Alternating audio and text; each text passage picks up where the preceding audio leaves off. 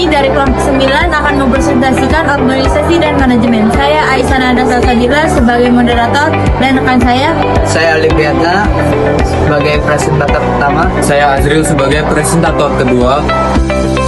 Di sini saya sebagai presentator pertama akan membacakan organisasi dan manajemen. Pengertian manfaat organisasi. Organisasi adalah kumpulan orang yang saling bekerja sama secara terstruktur atau untuk mencapai tujuan bersama. Organisasi bisa berupa perusahaan, lembaga pendidikan, organisasi sosial, pemerintah, atau tim proyek.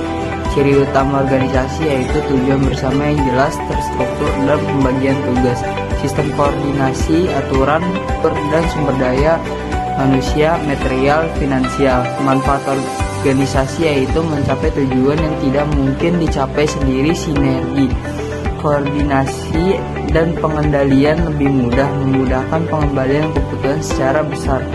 Contohnya, sekolah, tujuan pendidikan siswa. Tanpa struktur itu ada kepala sekolah, guru, TU, prosedur pembelajaran mengajar akan kacau. Pengertian manajemen. Manajemen adalah proses merencana, mengorganisasikan, memimpin, dan mengendalikan sumber daya manusia, keuangan, bahkan informasi untuk mencapai tujuan secara efektif dan efisien. Aspek penting manajemen antara lain proses bukan hanya di tujuan, berorientasi hasil, dan menggunakan sumber daya secara koordinasi. Ada C, efisiensi dan efektivitas manajemen. Efisiensi itu ada melakukan kegiatan dengan menggunakan sumber daya secara yang hemat. Contoh, menghasilkan 100 unit produk dengan biaya serendah mungkin. Terus ada efektivitas, melakukan kegiatan yang tepat hingga tujuannya tercapai, melakukan hal yang benar. Contohnya, menjual produk yang memang dibutuhkan pelanggan hingga target penjual tercapai. D. Fungsi proses manajemen. Sering PLEE atau POPL. Variasi perencanaan planning. 1. Perencanaan. Penetapan tujuan dengan jangka pendek atau jangka panjang, menyusun strategi kebijakan, program anggaran. Contoh, rencana pemasaran 1 tahun, rencana produksi bulanan. Terus ada lagi yang kedua, organisasian, menyusun struktur organisasi, tugas, wewenang, hubungan kerja, menentukan pembagian tugas dan sumber daya. Contoh, membentuk divisi pemasaran, produksi, dan keuangan. Yang ketiga ada mempengaruhi dan memotivasi karyawan agar kerja sesuai rencana, komunikasi, motivasi, kepemimpinan, pengembalian keputusan sehari-hari. Yang keempat ada pengendalian, controlling, mengukur kinerja, bandingkan dengan standar, mengambil tindakan korektif. Contoh, evaluasi hasil, visi, target, audit internal. Terus ada lagi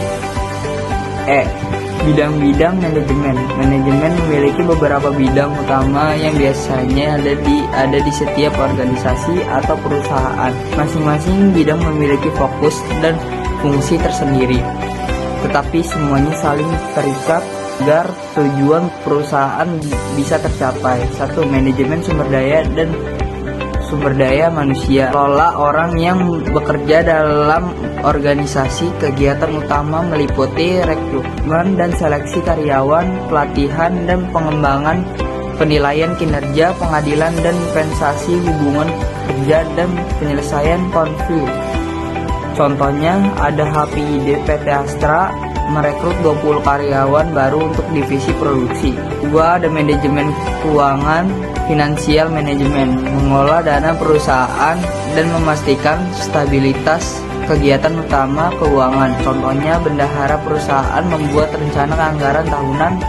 Yang ketiga ada manajemen pemasaran, marketing manajemen, mengelola strategi untuk memasukkan kebutuhan pelanggan dan meningkatkan penjualan.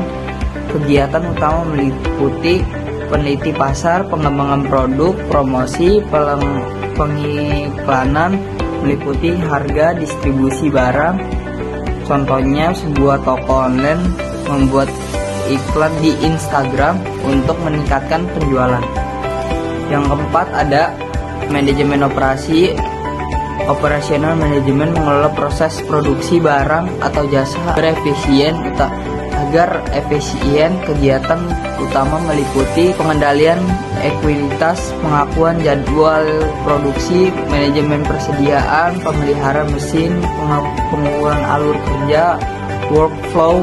Contohnya pabrik sepatu mengatur jadwal produksi agar memenuhi target 10.000 pasang atau per bulan. Yang kelima ada manajemen strategi, merumuskan strategi jangka panjang untuk mencapai visi dan misi organisasi. Kegiatan utama meliputi analisis lingkungan, SWOT, penyusunan visi dan misi, penetapan jangka panjang, tentuan strategi kompetitif. Contohnya Telkom merumuskan strategi digitalisasi untuk 5 tahun ke depan. 6. Manajemen produksi. Produksi manajemen mengelola proses pembuatan produk secara efisiensi dan efektif, sering dianggap bagian dari manajemen operasi. Contoh, pabrik pakaian mengatur jumlah bahan baku yang dibutuhkan setiap minggu. Terus ada lagi yang ketujuh, yang terakhir, manajemen administrasi manajemen, mengelola administratif dan dukungan operasional organisasi. Kegiatan utama mengantisipasi surat menyurat, pengelolaan dokumen dan data, dan pengaturan pertemuan dan jadwal. Contoh, staf admin perusahaan membuat laporan kegiatan bulanan. Contoh kedua, bagian administrasi sekolah membuat arsip nilai siswa. Kenda pemateri dari saya. Dilanjut dengan promotor kedua. Baik, saya akan menyampaikan materi tentang tingkat manajer dan tanggung jawab. 1. Manajer puncak atau top manager, yaitu kelompok manajer dengan kewenangan tertinggi dalam organisasi. Mereka bertanggung jawab atas arah, kebijakan, dan tujuan jangka panjang perusahaan. Posisinya yaitu seperti direktur utama atau CEO, wakil direktur atau vice president, dewan direksi, dan pemilik perusahaan. Tanggung jawabnya: 1. Menetapkan visi, misi, tujuan jangka panjang organisasi. 2. Membuat strategi perusahaan secara keseluruhan. 3. Memastikan perusahaan berjalan sesuai arah yang ditetapkan. Contohnya, CEO PT Unilever menetapkan strategi digital transforming selama 5 tahun ke depan. 2. Manajer menengah atau middle manager, itu manajer yang berada di tengah struktur organisasi, bertugas menghubungkan manajer puncak dengan manajer lini pertama. Mereka menerjemahkan strategi menjadi rencana operasional. Posisinya yaitu kepala divisi, kepala departemen, manajer cabang, dan manajer operasional. Tanggung jawabnya yaitu 1. Mengelola beberapa unit atau departemen. 2. Mengawasi pelaksanaan program dan memastikan sesuai target, mengembangkan kebijakan di tingkat departemen. Contohnya, manajer pemasaran menyusun rencana promosi 3 bulan berdasarkan strategi perusahaan. 3. Manajer lini pertama atau first line manager. Manajer lini pertama adalah manajer yang langsung membawahi karyawan operasional. Posisinya seperti supervisor, foreman, ketua regu, dan kepala shift. Tanggung jawabnya yaitu 1. Mengawasi pekerja operasional secara langsung, atur jadwal kerja harian, memastikan pekerja berjalan sesuai prosedur, dan menjaga kualitas dan produktivitas. Peran manajer. Henry Mintzberg membagi peran manajer menjadi 3 kategori, yaitu 1. Peran interpersonal atau interpersonal roles, yaitu peran yang berkaitan dengan hubungan sosial dan interaksi dengan orang lain.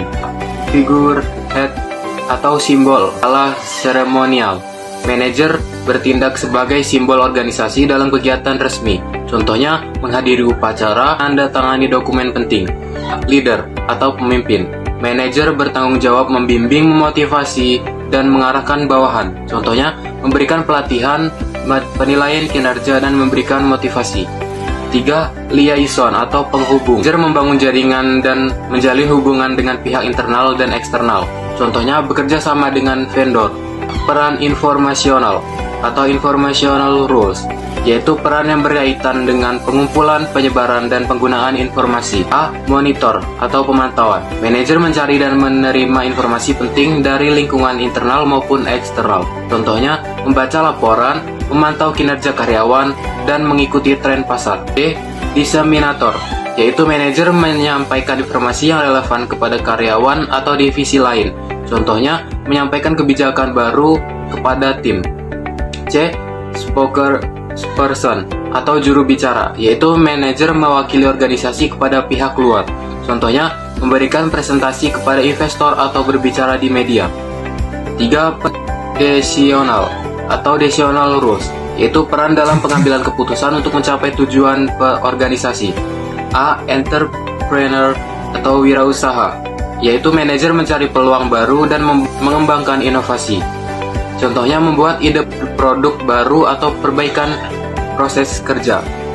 Disturbance handler, yaitu manajer mengawasi masalah mendadak atau konflik yang muncul. Contohnya menangani karyawan bermasalah. C. Resource allocator, yaitu manajer menentukan alokasi waktu, dana, peralatan, dan tenaga kerja. Contohnya menentukan anggaran departemen. D. Negosiator atau negosiator, yaitu manajer melakukan negosiasi dengan pihak internal atau eksternal. Contohnya, negosiasi kontrak dengan pemasok atau karyawan. Keterampilan manajer. Keterampilan manajer adalah kemampuan yang harus dimiliki seorang manajer agar dapat mengelola organisasi secara efektif dan efisien. Menurut Robert Elkat, terdapat 3 jenis keterampilan utama, yaitu 1. Keterampilan teknis atau technical skills, yaitu kemampuan untuk menggunakan metode, prosedur, teknik, dan alat-alat khusus dalam menyelesaikan pekerjaan tertentu. Ciri-cirinya yaitu 1. Menguasai cara kerja alat atau mesin. 2. Paham prosedur operasional. 3. Mengerti proses produksi, pemasaran, akuntansi, dan lain-lain. Contohnya, 1. Supervisor pabrik mampu mengoperasikan mesin produksi. 2. Manajer IT memahami cara mengelola jaringan komputer. Keterampilan teknis paling dibutuhkan oleh manajer lini pertama. Kedua, keterampilan manusiawi atau human skills, yaitu kemampuan untuk bekerja sama, berkomunikasi, memotivasi, dan memahami orang lain dalam organisasi.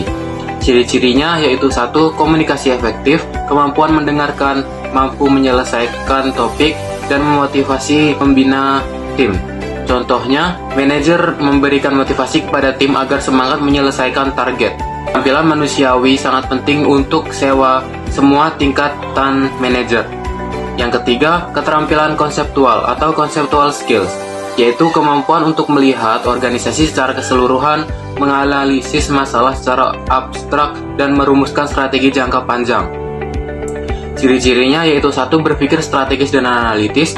2. Mampu membuat rencana besar atau big picture. 3. Mengidentifikasi peluang dan risiko. 4. Mengambil keputusan jangka panjang. Contohnya, CEO menentukan strategi perusahaan untuk 5 tahun ke depan. Keterampilan konseptual paling penting untuk manajer puncak. Sekian pemaparan materi dari saya. Terima kasih. Baiklah, saya akan menyampaikan kesimpulan dari organisasi dan manajemen. Organisasi adalah wadah bagi orang-orang untuk bekerja sama mencapai tujuan bersama. Agar organisasi berjalan baik, dibutuhkan manajemen sebagai proses merencanakan, mengatur, memimpin, dan mengendalikan sumber daya secara efektif dan efisien. Manajer memerlukan fungsi POAC serta keterampilan teknis, interpersonal, dan konseptual. Tujuan akhirnya adalah mencapai target organisasi dengan hasil terbaik dan penggunaan sumber daya secara seoptimal mungkin. Sekian presentasi dari kami, kurang lebihnya kami mohon ampun dan mohon maaf. Kami akhiri, wassalamualaikum warahmatullahi wabarakatuh.